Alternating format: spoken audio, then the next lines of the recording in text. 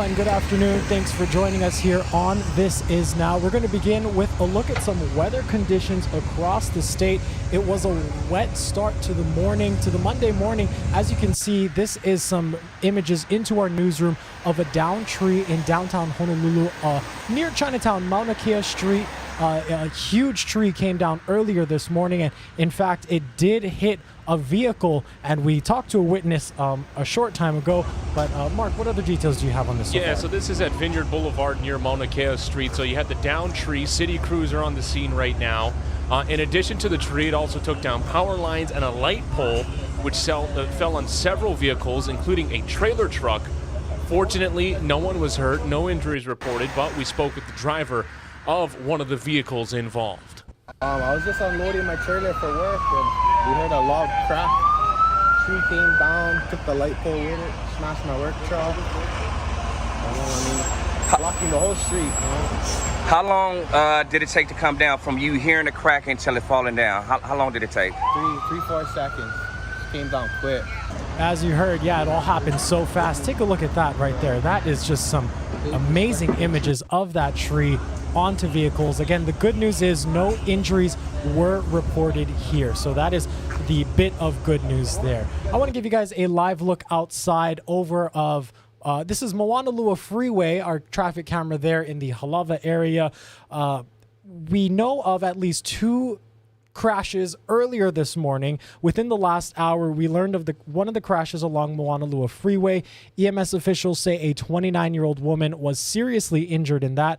They say the car she was in hit the median. It happened just before 11 a.m., but no other injuries were reported there. And there was actually another crash on the same stretch in the Moanalua Freeway westbound lanes. Now, this one happened near the Ahua Street overpass.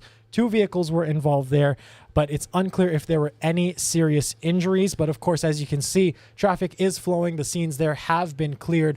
But again, the wet start to this work week has led to those downed trees and those crashes. So be sure to be careful wherever you are out on the road. And Dylan, wait, there's more. We want to let you know about a couple of outages on Maui. About 350 customers from Pukalani to Hana are without power due to damaged equipment. At first, 6,900 customers were in the dark, but service has since been restored to a wide majority on Oahu. A small outage reported in the Kalihi area, impacting about 50 households. So the winter weather is taking a toll statewide. Yeah, and this is actually a live look at the Mauna Kea camera atop Mauna Kea. You can see white conditions there. It's pretty chilly up there. I mean, it's snowing here in Hawaii, but point being, we are getting a lot of wild weather here on this work week. It's another start to a wild week for us. Keep here. track of everything. Scan the QR code that we're going to be putting up on your screen to follow everything with the latest weather conditions. Our First Alert weather team has been tracking all of the forecasts all winter long, keeping a close eye on what is unfolding. Also, send us your pictures and video if you come across any weather-related incidents around the state. We also want to tell you now about a former Mililani High School employee who is accused of stealing from the school. This is new video of Glenn Nita. He is the school's former athletic director, turning himself into the sheriff's receiving desk this morning.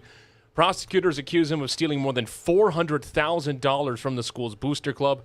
They say he used the money to pay off credit cards, withdrew money from the club's account at an ATM in Las Vegas. Again, this is video just into our newsroom and footage you'll only see right here on Hawaii News Now.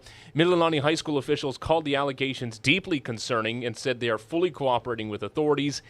Now, he is out on $500,000 bail. No word yet on his next court appearance. Yeah, guys, there is a lot going on, again, on this busy work week. And now we're going to take a look at some of our other top stories.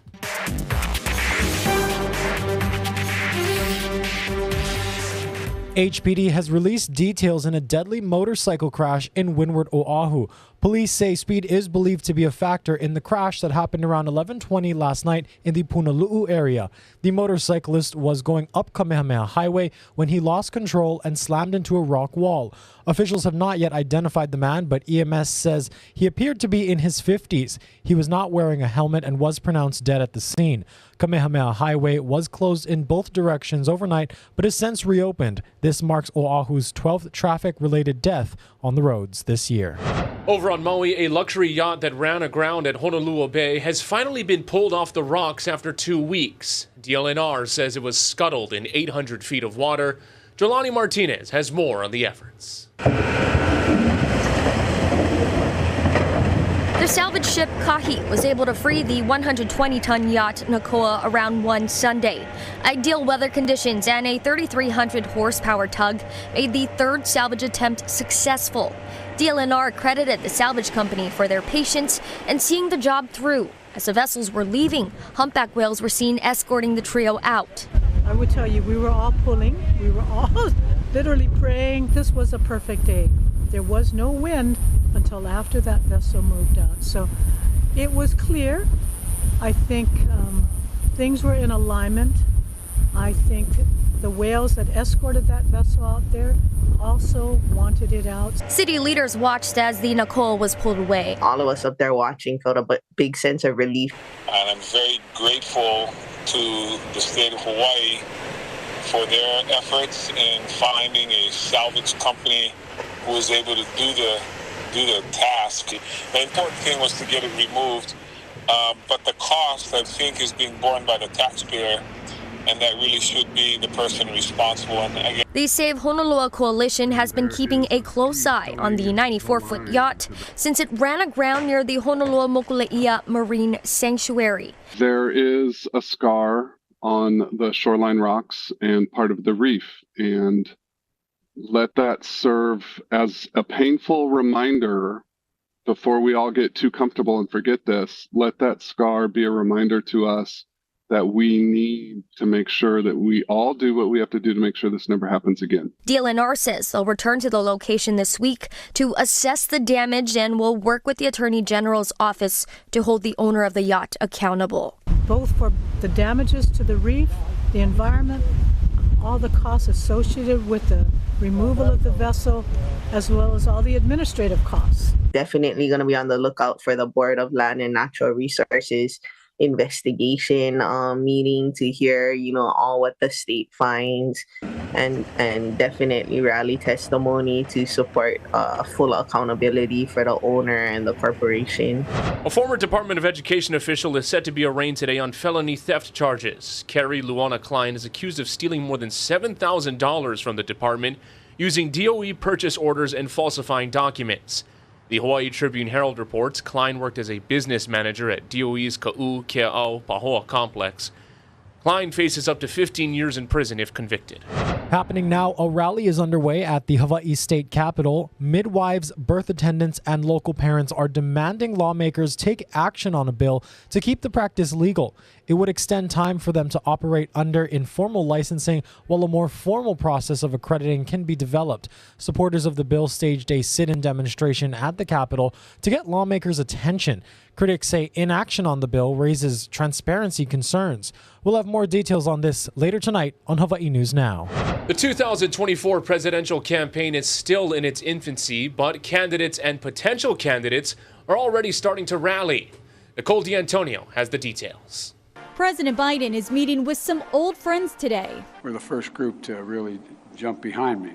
The International Association of Firefighters has supported President Biden from the beginning, even urging him to run for the White House back in 2019. I promise you, you've had my back and I'll have yours. While President Biden has yet to officially launch a re-election campaign, former President Donald Trump is already in the race. We are going to finish what we started. We started something that was America.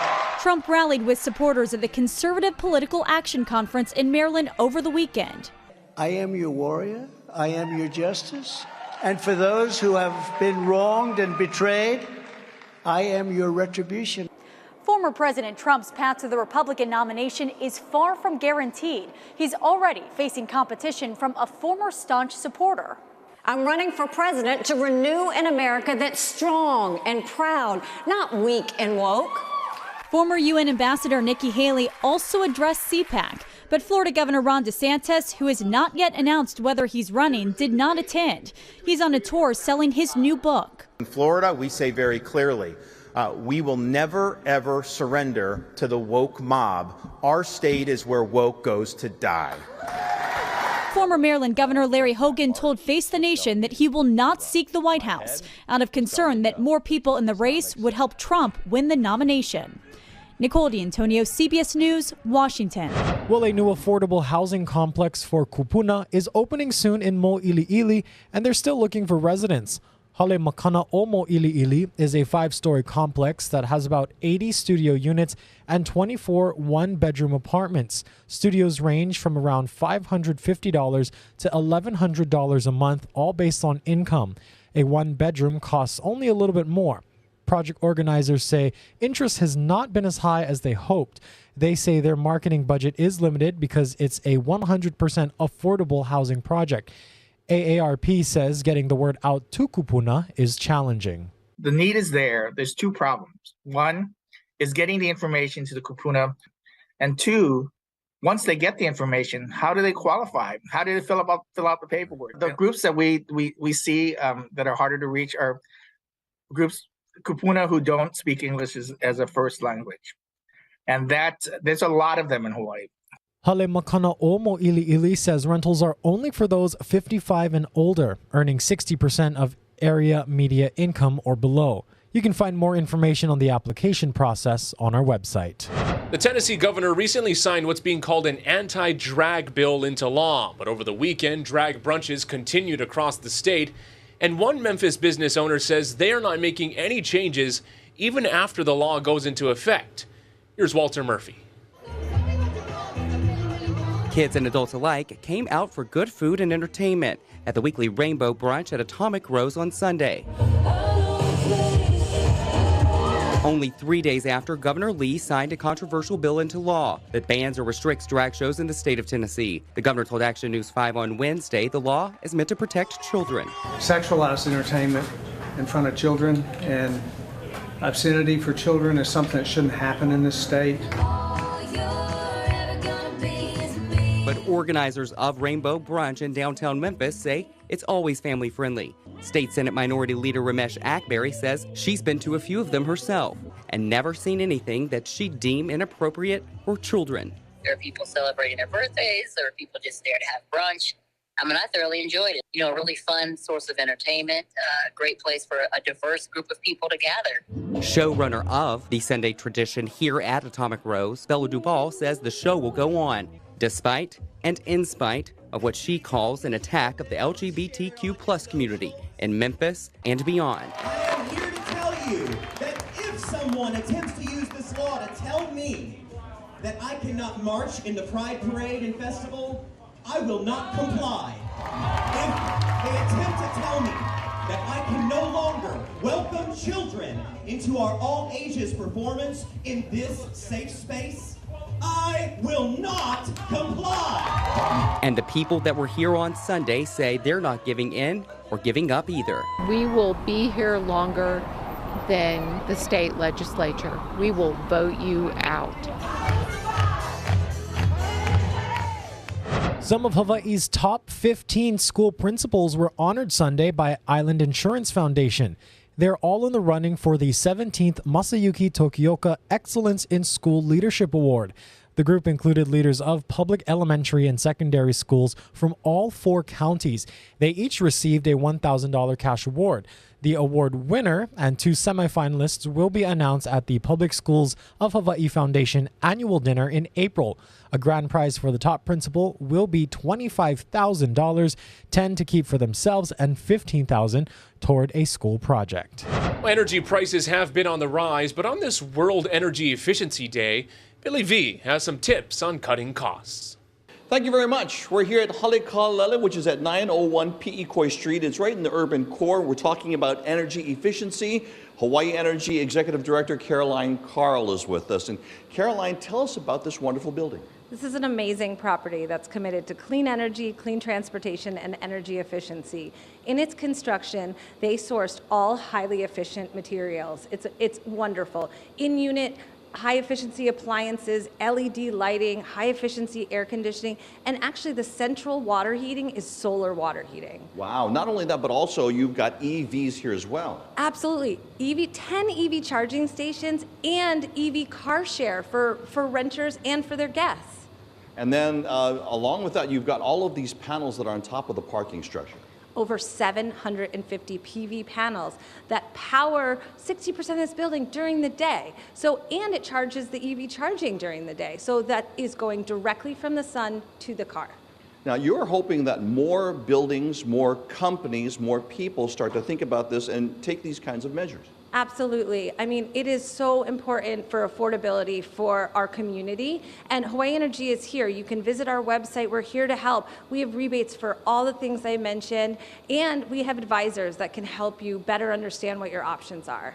If there's developers that are starting to make buildings, do you have rebates for them as well? Absolutely. We have a great new construction program. We can walk you through what your options are, and we're always focused on reducing the operating costs for our community. Okay, and finally, what are you hoping that people do on this Energy Efficiency Day? I just hope you take stock in what you can do to reduce your energy usage. And if you have any questions, reach out to us, hawaiienergy.com. All right, or you can put your, go ahead and go to our website at hawaiinewsnow.com. We'll put all the links for you. Once again, from Halekalele, which is, according to Hawaii Energy, one of the most energy efficient buildings that has been newly constructed here on the island of Oahu. From Pi'ikoi, I'm Billy V, Hawaii News Now. Plans have been finalized for a celebration of life for legendary Hawaii broadcaster Jim Leahy. His services are scheduled for this Sunday at the St. Louis School Clarence T.C. Ching Center. He was the voice of UH Athletics for decades, calling the program's biggest games. He died in late January at 80 years old. Visitation is 12:30 with the celebration of life at 2 p.m. Let's give you a live look outside right now, taking a view of Honolulu from our tower cam. Wind, rain, big surf have been the stories of this winter. Expect all of that this coming week over the next several days as another front is going to be moving in. Those heavy downpours that we've had, especially last week, expect more of the same, and also expect some high winds. We saw the effects of high winds earlier this morning with the down tree and the down pole in the downtown Honolulu area. And for a look at what we can anticipate over the next several days, let's turn to Guy Hoggy.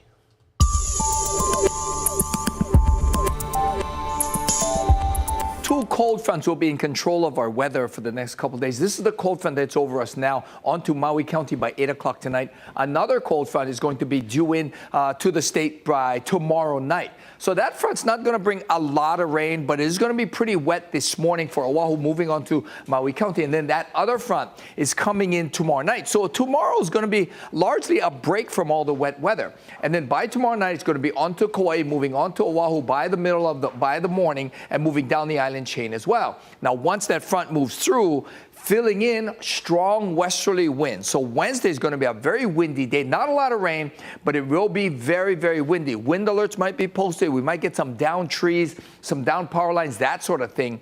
And then drier weather takes over from Thursday. The weekend's looking good, but we got to get through the wet and windy next couple of days.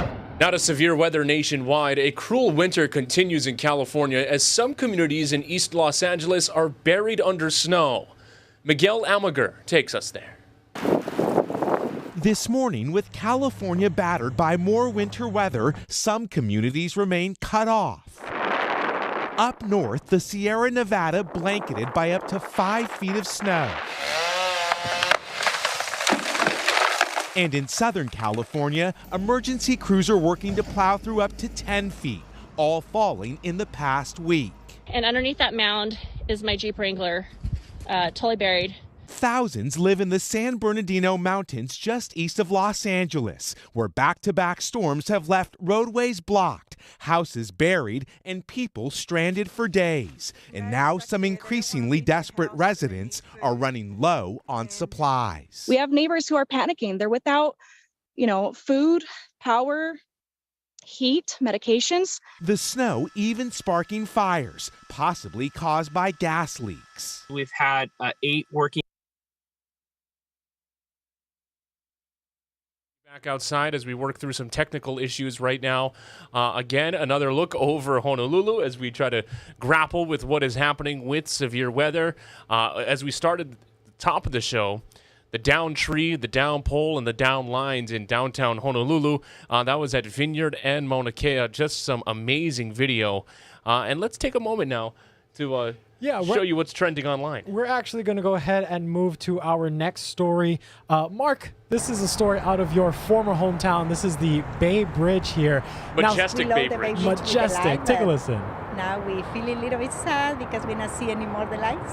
When it actually went out, the bridge still looks cool, so less sad than I thought it would be. That's right. The Bay Bridge lights went dark after about 10 years. Take a look at that. That's a very bittersweet image there. They actually turned off the lights. The organization behind it says they need about $11 million to bring the lights back and give this system a makeover. Essentially, they want to refurbish all of those lights, and they're hoping to get some custom engineered bright LEDs. But again, it's going to take a lot of money. As of now, about $6 million of the estimated $11 million has been pledged. So we'll see if they can hopefully bring back those famous lights real soon. Anyone who's been to San Francisco knows that when you look at the Bay Bridge at night, that really is a sight to see when you have the light show. Just on that thoroughfare, especially when you're looking at it from the city. Also, too, when you're driving on the bridge, and to have that kind of flank you on either side right there, that is a sight. And yeah, who knew, thinking about it, when you see these types of stories, how much science, how much work is involved with all of that to bring that to life. Yeah, a lot. Well, hopefully, again, they can bring those back. I saw those for the first time last month. Absolutely beautiful. Glorious. Yeah. We also want to share with you some good news now out of West Virginia. Take a look at this. A West Virginia woman is celebrating her 101st birthday. Happy birthday to Frances Evans. She is more than a century young and credits her long life to a diet of food she grew herself. And her advice, get a lot of rest and have plenty of friends. Be a good friend and neighbor to those that are around you. I think that means a lot. And I have plenty right here to prove it with all these wonderful friends. Wonderful friends. How cute is that? Her friends also say she often lives with the mentality or the viewpoint that the glass is always half full and not half empty. So happy birthday to her. I love seeing stories like that too, and I always love that the life hack or the pro tip that they give to the secret of longevity is, I just eat whatever, or I have 2 shots of whiskey every day. A cup of wine is good for the heart. Happy birthday right there. An alert for the grocery shelves right now. A popular chocolate bar is getting a new look. The makers of Toblerone, long known as being a Swiss chocolate, plan to stop production in Switzerland and will be moving to the Slovakian capital of Bratislava. Under Swiss law, national symbols such as the Matterhorn mountain are not permitted on products that don't meet their criteria. So that means Toblerone will have to lose the iconic peak on its packaging, and it's going to have to switch up its look. So the bar's new look has a distinctive typeface and logo, and along with the signature of its creator, Theodore Tobler. But I'm pretty sure the chocolate, still scrumptious and delicious. So no problems there. Yes. Hey, we're going to end today with one more live look outside. The clouds and showers are continuing to roll on through Oahu and parts of the state. Wherever you are, be sure to send us your weather photos and videos. Mark is back first at 4 on KHNL. Thank you all so much for tuning in on this Monday afternoon.